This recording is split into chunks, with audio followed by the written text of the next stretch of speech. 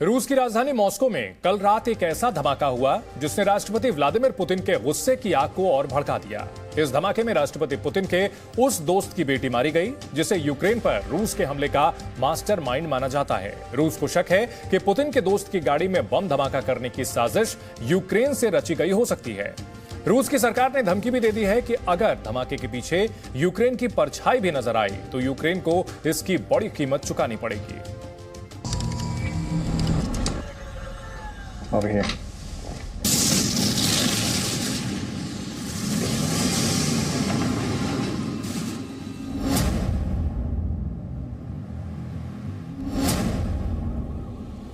Moscow से लगभग 20 kilometre दूर हाईवे पर दौड़ती एक एसयूवी में धमाका हुआ और गाड़ी आग का गोला बन गई।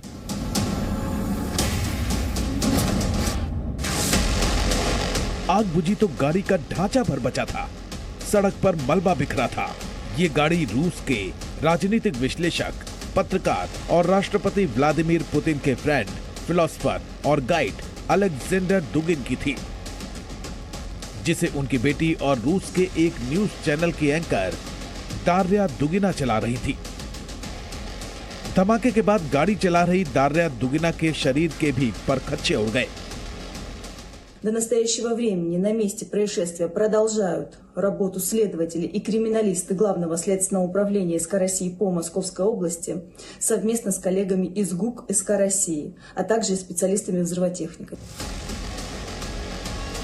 शुरुआती जांच में ही ये साफ हो गया कि गाड़ी की ड्राइविंग सीट के नीचे बम रखा था।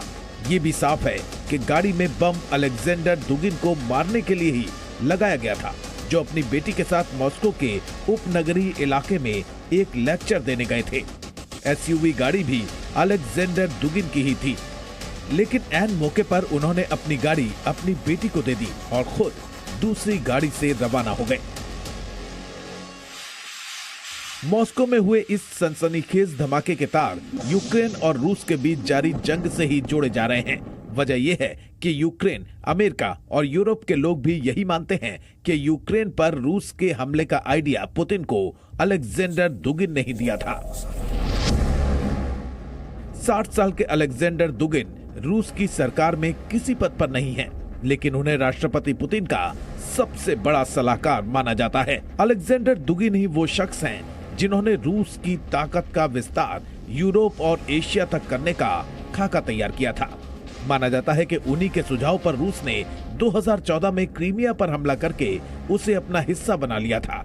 यूक्रेन के डोनबास इलाके पर कब्जे का आइडिया भी अलेक्जेंडर दुगिन का ही था और डोनबास को यूक्रेन से अलग करने के लिए ही रूस ने 24 फरवरी को हमला किया, जहां आज भी यूक्रेन और रूस के बीच घमासान जारी है।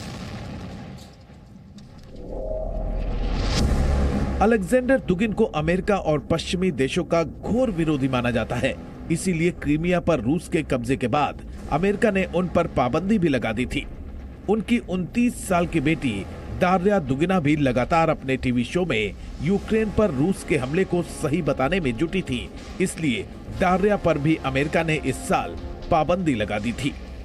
इसलिए ये भी माना जा रहा है कि शायद कार बम विस्फोट करके एक साथ पुतिन के दोस्त और उनकी बेटी दोनों को मारने का प्लान बनाया गया था, लेकिन इत्तेफाक से अलेक्जेंडर दुगिन इस धमाके में बच गए।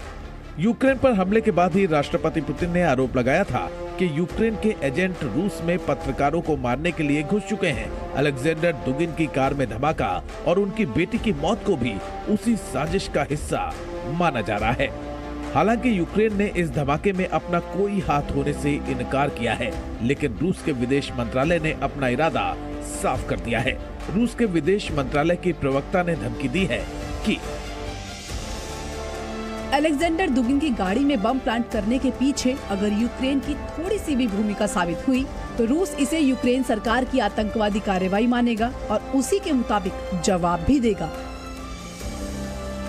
रूस के तेवर देखने के बाद यूक्रेन के राष्ट्रपति वोलोदिमीर ज़ेलेंस्की को भी डर सता रहा है कि बहुत जल्द रूस पूरी ताकत से यूक्रेन पर कहर बरपाने वाला है। Ми маємо бути свідомі того, що цього тижня Росія може постаратись зробити щось особливо гидке, щось особливо жорстоке. Такий у нас ворог, але і в будь-який інший тиждень за ці півроку Росія робила те саме постійно – гидке і жорстоке.